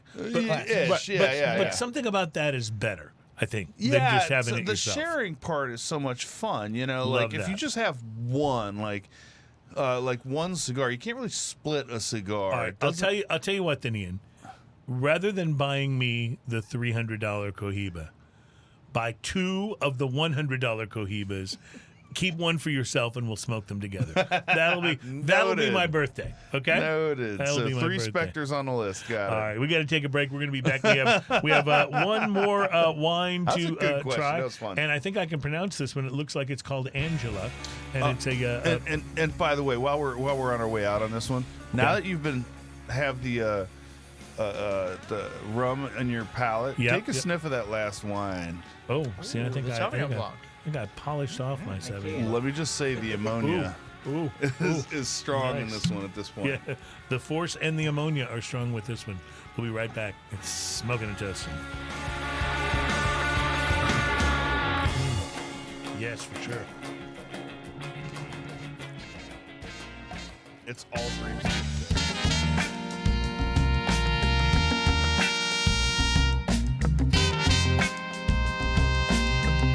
Welcome back into Smoking and Toasting. And we are so glad to be here for show number 284. Marc Borel, our wine expert, is our guest today, and he's already brought 2 outstanding wines, and we haven't even gotten to the Pinot Noir, so I'm really excited. We'll get to that in this segment. We've had good rum, and now, ladies and gentlemen, it is time for the segment of the program that is sometimes features stories about drinking, Not always, but it always features stories which are best enjoyed if you've been drinking. And boy, have we. Ladies and gentlemen, it's time for Drinking News. Drinking news, drinking news. Now it's time for drinking news. Drinking news, drinking news. Now it's time for drinking news. A Florida man with one arm said he had a gator for a pet. When asked about his absent arm, he said, I had to take my gator to the vet. drinking news, drinking news. Now it's time for drinking news.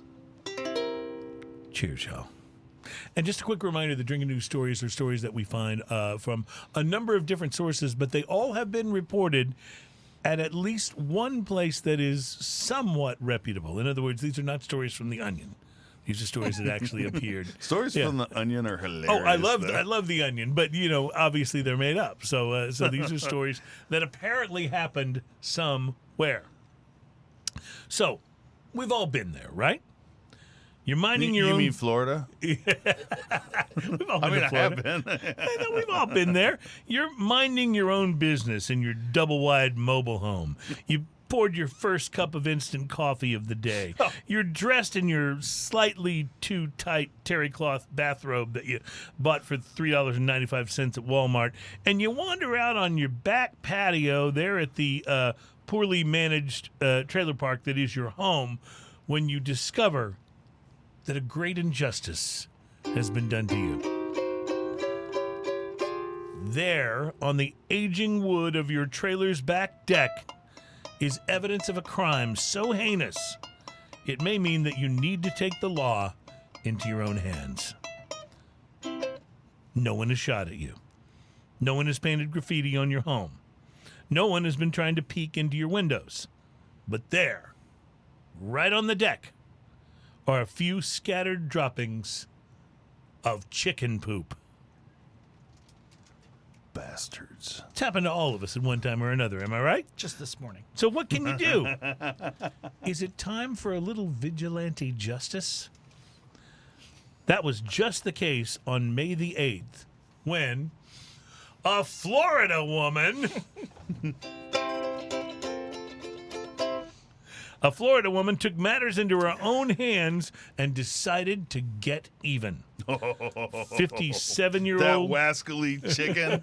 57-year-old Christine Turman at the Palm Haven Mobile Home Park in St. Petersburg, Florida, got so angry over her neighbor's chicken leaving feces on her property that police had to be called in to break up the resulting dispute.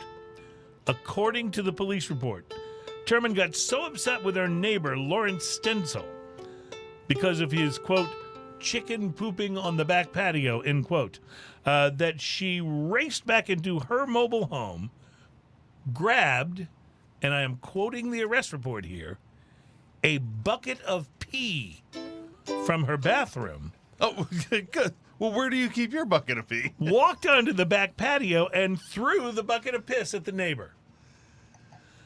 Not only did Stencil get hit in the face with the bucket, but he was doused with pee, according to what deputies wrote. Cops claim that, quote, the victim... This is not a victimless crime. Cops claim, and I need to quote... get some more rum. Sauvignon Blanc. What is happening here? Cops claim, and I quote, the victim was wet when we arrived and smelled of urine, end quote. Turman confessed to battering the victim after being read her rights, cops say. There was nothing in the report to speak to why. You can already hear that confession. Like, Oh, yeah. they don't even do, hell yeah! There was nothing in the report to speak to why Turman had a bucket of pee ready to be used. What is known is that she was booked into the Pinellas County Jail on a misdemeanor charge of battery. She's since been released from jail after posting a $500 bond. Now, this leaves us with a couple of very obvious and very important questions. The first is to wonder whether any of these people at the Palm Haven Mobile Home Park have heard of a structure called a coop. It can be made entirely out of something called chicken wire, and it can keep your chicken from wandering willy-nilly around the Palm Haven, which sounds like a hell of a place, by the way, and pooping indiscriminately wherever they may choose. Palm Haven? Is that what this Palm place is Haven called? Mobile Home Park. It's like where you threaten to send grandma. Palm Haven? Yeah, it also has the Mobile added home park. benefit of making sure that they lay their eggs inside the coop, so it's easy to retrieve them, and you don't have to go crawling under old Mrs. McGillicuddy's trailer every time you want to whip up an omelet or something. So, secondly, and far more important, who keeps a bucket of pee in their bathroom? Where else would you keep it? But it has to be asked, right? The police report says that Stencil was, and I'm quoting here, doused with pee, end quote. So it had to be a fairly full bucket, right? Wait, did she go make it? Well, Yeah, can we assume that? there's no way. But then, She's but the then like origin? the guy If in he the was backyard, doused would he with be pee. like, "Oh yeah, I'll just wait here a moment." Yeah, while she goes and pees in the And- bucket. and then no, just stands there, No, this like- bucket was clearly prepared ahead of time. If he was doused with pee. All right, so there's a couple things about this story. The first thing is, if I had a pee bucket, Right. That's like a song.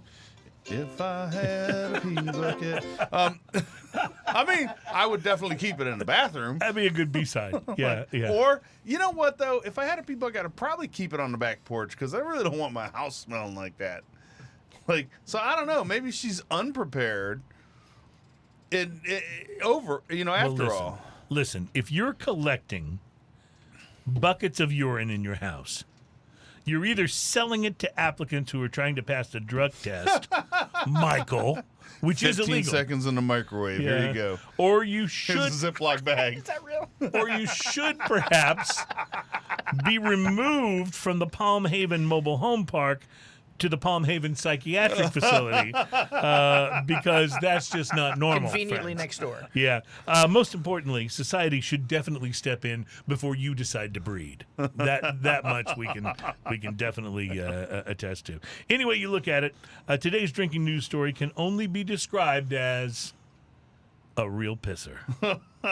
Reporting from the Palm Haven, my name is Cruze, and that is your. Drinking news, drinking news. That's our time for drinking news. Cheers, y'all. Okay, that may have been our best drinking news story in a while, don't you think? The idea of stay here, I'll be right back, Where's your pee bucket? and disappearing into the trailer and returning with a bucket of urine. How long Yeah, has she been that's- planning this? When? How long does it take to fill a bucket? That's exactly it. Like a bucket. Like, it That's- didn't say that's how big the bucket multiple was, peas, right? Yeah. Oh, sure. That's at least a good night of drinking. Yeah, but maybe it's a week's worth. Is it a month's worth? It would have to be at least. Oh, how big 4 or is the 5 bucket? days. Is it like one of those Homer pails from There Home wasn't- Depot? The there classic wasn't a picture of the bucket, but orange? when you say the word bucket, you're not You talking think about a of- little thing. You're talking about, yeah. I mean, it could be like one of those little metal pails, you should take to the beach. I I don't have know. a feeling. It was a Nah, bigger when you bucket say than that. bucket, I'm thinking 5-gallon for Yeah, real deal. I'm like, thinking one of the ones you get at Home Depot that you use like when you're painting and stuff, maybe she hadn't paid the water bill in a while. I just don't. I don't. What would make you have it there already? That's the thing. That's the thing. Did she live alone? Maybe she's into. No. Things. I didn't get into it in the story, but apparently she Water had her husband. sports. I have a one-word answer for you. Yeah. Florida. Okay. And Doug He's has got a a good point. Doug has a good point. Doug has a good point. This didn't happen in Massachusetts. Let's remember this. Didn't happen in California. Didn't No, even this happen was in not Texas. Minot, North Dakota. Yeah, This right. was Exactly. Oh man! Well, Marc Borel is our special guest today. He is. Oh, yeah, sure. Bring me in who we after like this. to who we Now like to that refer to as our wine expert. Speaking of pee buckets, Mm-hmm. that's so bad. I'm glad I brought Sauvignon Blanc today. Yeah, absolutely. But you also brought some Pinot Noir. I did. And I'm a big Pinot Noir fan. That's probably my favorite. My favorite wine is Pinot Noir. So me too. I think it's Beautiful versatile. color on the end of Mm-hmm. that cork. Isn't that lovely? It's versatile. It goes with everything. And it's the reason that I brought this specific one is because it comes from Oregon. And outside of Burgundy, I think that Oregon makes really spectacular Pinot Noir.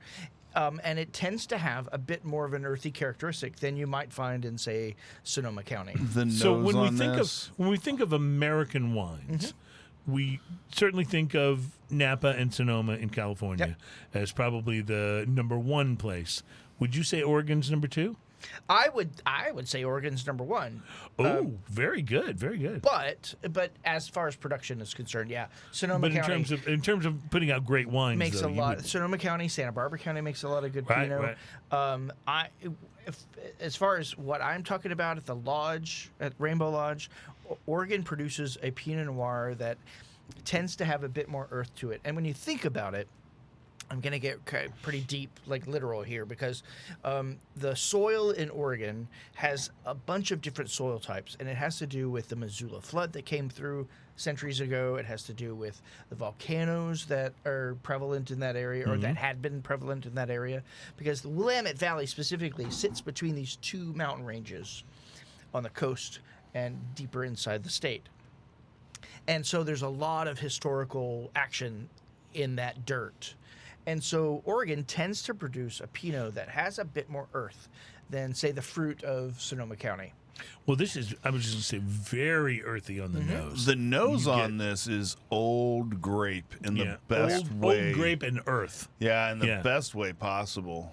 Well, and as far as the menu at the Rainbow Lodge is concerned, those kinds of descriptors work much better with the food at Rainbow Lodge. Makes sense, yeah. Yeah, and so we like to offer Oregon Pinot as much as we can.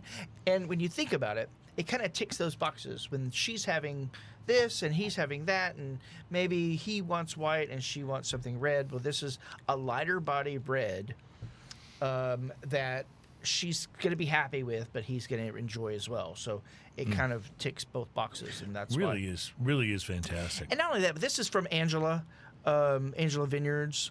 It's relatively new for us here at the lodge, but it has a great story. Perhaps you've heard of the Graham Beck family out of South Africa, who is known for making sparkling wine, really incredible sparkling wines. And they decided to, family and lineage down have decided to work in Oregon, and she has done just a beautiful job. Well, this is really particular fantastic. bottle, But This it's is- so different. Like even on the nose, it's actually drinks a little bit lighter than I was expecting from the nose of it. It drinks a little bit lighter. It finishes a little bit cleaner. It's got a great oaky dryness to it that Yes. that I'm really enjoying. Like I love red wines for that oaky dryness on the end in general. I And would I just don't know say- enough about wines to tell you like this particular one or that one, but I know that right there is delicious on This has enough earth to it, though, that it, for me, it throws it a little bit out of a more typical Pinot Noir flavor profile. It is in the same way that, Ian, if we're having a farmhouse ale, the funk, like it tastes like an ale, but the funk almost feels like it puts it in a whole different category, Right. Because of that dankness. Well, and it's and the funk, structure right? that you get from this, Right. that tannic structure, that Right. richness, that dryness that you get at the end, that makes it feel a little heavier than it actually is. But it's so tasty. Like But you look at it. I mean, and dances it's on your unfortunate taste that buds. your It's- listeners can't. sticks to your Look at glass. it, Well, but no, they can see this. They it's can they quite- can watch this. But look how much it sticks to the glass. Yeah, and it's quite transparent. You can see through, which is trademark of Pinot Noir. Pinot Noir is a lighter bodied Right. wine. This just happens to have a little bit of extra kick to it. That It really does. It's got it. This is one of the more unique tasting Pinot Noirs I've ever had. Like it is really kind of doing its own thing in a very good way, but Yeah. but really kind of doing its own thing. well, and you can see one of the reasons why this is so popular is because yes, it's going to go great with that crusted fish that you might have. It's also going to go great with something porky. It's going to go great with even a lamb. I think this is. I would have this with Oh, the yeah. elk. Oh, absolutely. Yeah, it would totally work. Well, with and because the elk is so lean that you need something with a little fruit to kind of help Right. counterbalance Right, that. yeah. A lot of people just immediately go to Cabernet, and I'm gonna. This Okay, is not go a, for it. Do it. I know. I saw the Rant, look on your face. rant, Go. rant. This is not this is not going to be a popular statement, and Okay, I go for it. apologize to all the Cabernet Listen, lovers out there. you're on the same segment as something called drinking news. You're in good territory to say whatever you want. Thank you for the reassurance. I like Cabernet. It's not my go-to. Right. That said, there are very few restaurants in anywhere, maybe outside of Napa, where Cabernet is a perfect match for whatever you're eating. There's not a lot out there. And why is that? Well, and I'm going to generalize here because Cabernet, Sure. Specifically from California, tends to be big and juicy and a little sweeter, and people cringe when I say that, but it's the truth. And there's often not a lot of, especially the bigger names that are out there, there's often not a lot of complexity to it. I've had some really lovely Cabernets from Washington or from France, from the eastern part of Santa Barbara County. And I think that there are some out there, but there aren't a lot of Cabernets that go great with a lot of things on any menu. For that, what you need to really do is find something from the Rhone Valley, this Pinot Noir, some really lovely things. But I've got a page and a half Cabernet on the Sure. list Well, of it's Rainbow popular. Lodge. People like it. It's Well, popular. and yeah. that's fine. You know, Well, I talk think to it's me, I'm happy easy to if do- you know you like a red wine. Like if you're dumb And- like and you me, know you like a like big a red one, wine, right? you like it big. It's easy to say I like Cabernet, because that's so easy to remember. I think less people understand what a Pinot Noir is than a Cab. And you're exactly right. And that crutch is why we sell a lot of Cab, and it's absolutely The same fine. problem happens in beer with IPA. People say, I want a beer, an IPA, and they have no idea what they're ordering. Yep. That's a little bit of a Easy. jab at him. Easy there, my friend. Sorry. Well, and I got to be honest with you, my friend. we have a mutual friend that does the exact same thing, and he immediately goes to the IPA. Well, but see, I gravitate towards IPA, but it's because I like that style of beer. And I've had some great IPAs. I've had some IPAs that weren't so great, and most of them are somewhere in the middle. My point is that it's about what you like and what works with what else you are having, whether it's a cigar or a dinner or Which whatever is exactly it might be. why that it doesn't really matter if you want it to match. And if you do, that's great. But if you don't care about it, It doesn't actually have to. going, drink what you want. Yeah, and if I it's love that Cabernet, super. If it's the $6 See- stuff at Target, I say go for it. See, I'm that way about music. I'm like, listen to what you like. Don't let some music snob, shame you out of listening. If you really like Cardi B, then don't listen to me when I tell you she has no talent. Go and enjoy the song. And I mean, she has no talent, but if you enjoy that type of thing, go for it. You know where I'm coming from here, right? You're not like on the Cardi B fan. I'm indifferent when it comes to Cardi B. Oh, okay. You're Cardi B agnostic? Absolutely. Solidly Okay. All indifferent. right, fair enough. But no, I'm joking. But my point is, like what you like. No, Like, she really doesn't have any talent. Well- That's for real. Well, that's my other point. But let's just say, but seriously though, like what you like. There If are you like hundreds of if you like- thousands of wines out there, Yeah. there's going to be something out there for somebody. right, that you will like whatever that may be. It's And I that's what say that's- it's like art. It's a subjective thing. right. Just because I Some- do this for a living doesn't make me right. Some people like a beautiful Monet. Some people really want dogs playing poker. I mean, it happens, right? Ooh, only if it's velvet. Oh, well, it has to be velvet. Yeah, oh, yeah, It yeah. has to be velvet. Velvet Elvis. Yeah, there used to be a Velvet bar Elvis. here in Houston called the Velvet Elvis, and I believe they had to change They their did. name Yeah, they got sued. because The of Velvet- Elvis's estate. Elvis Foundation, yeah. So what are they now? The Velvet Melvin. Velvet Melvin. Yeah. I It gotta just say, doesn't roll off it's the tongue. not nearly as exciting as Velvet Elvis, but it's a cool little dive bar. It is always so much fun. One of the things I think I enjoy most about having you on, Mark, other than the fact that you're just fun to hang out with, is how little I actually do really know about wine. So I always learn so much when you're on the show, and I want to thank you for that, and we appreciate it. We are going to take a break. We'll be back to wrap the program up, but you have brought 3 spectacular wines. I mean, I do had that no, every time. I had no doubt you were going to do that, but still, sometimes when you taste Every them, you're time. like, wow. So I'm just glad I brought a rum this week that kind of stood up to the quality of the of the other wines. We'll be right back. It's Smoking and Toasting.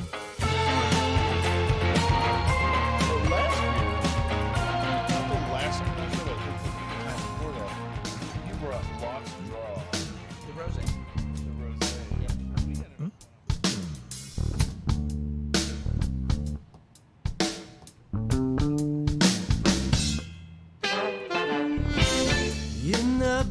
Welcome back. It's Smoking and Toasting. This is a program that is all about craft beer, fine spirits, hand-rolled cigars, and in the case of this week, some incredibly fine wine. Thank you, Marc Borel. Oh, it's been my pleasure. It is always so much fun to have you on. Now, I know that you're... that in your background, like you were a radio guy for a while, yeah. Yeah. So it's got to be fun to you to like get to come and sit in front of a microphone again, right? It is. It's a lot of fun. It's been a long time. Yeah. Well, The last time I was I grew up in Port Arthur, which is east of here, right? Mm-hmm. And 20 years ago, when I was doing this, there was my picture on the billboards and Mm-hmm. the hurricane tracking chart and the whole thing, right? And I was in the grocery store, and somebody came up to me and went, "Hey, aren't you Mark Allen?" Well, I haven't been Mark Allen in 25 years. But yeah, that's me.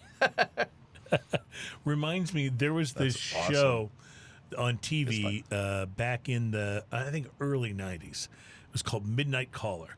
And it actually starred one of my absolute favorite actors, Gary Cole. Gary Cole, who's in Office Space.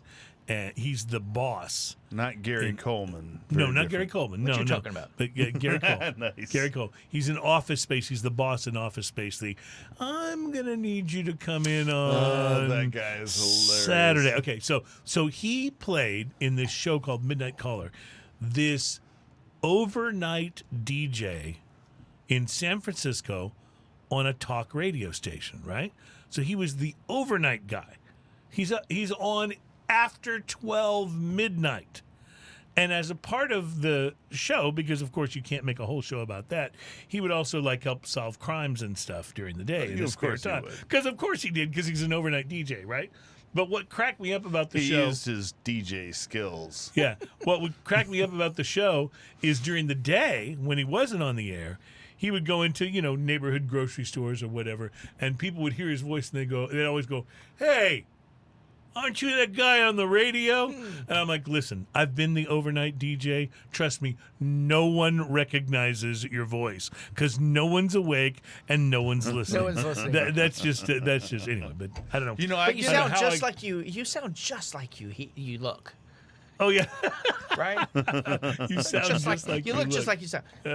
I get that when I walk into a Specs, though, man. Sometimes I walk in through a Specs and I'll hear you do a spot and it cracks me up. Yeah, well, that's just fun, though. The fun thing about being on Specs Radio is what I get to talk about. I'm talking about craft beers. I'm talking about wines. I'm talking about...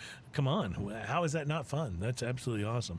Anyway, Mark, we love having you on the show. It's always a blast, and I always learn a lot about wine, which shows you I have a lot to learn about wine, but I really enjoy it, and I appreciate it, and thank you so much for being here. And just know that, your invitation is standing. Anytime you want to just show up, just show up. Feel free to pod crash. Yeah, but we do want to do a See show you next week. on the back deck of the Yeah. of the restaurant. So let's I think that's fun. Let's absolutely set We that can up. make that happen. You can pod crash next week if you want, but we won't be here. We're taking the week off next week, but we will be back on the 6th of July when we will be joined, ladies and gentlemen, by Nathan from Rio Brazos Distillery. Nice. So we're looking forward to that. That's going to be a lot of fun. And I just want to thank everybody for making it with us through 200 and what did I say? 284. 280 something. Yeah, and no one has stepped in to stop us. I and that's can't a count that wonderful high. thing. I don't have that many Yeah. fingers. So thank you for being here. Thanks to Doug, our engineer. Thanks to Adam, who will put the show together once we're all said and done. And again, thank you, Marc Borel, our guest for this week, our wine expert. I've learned something, and you know what I've learned? What's that? I really like wine. I really like wine. Cheers. Cheers, y'all. Cheers, man. Thank you.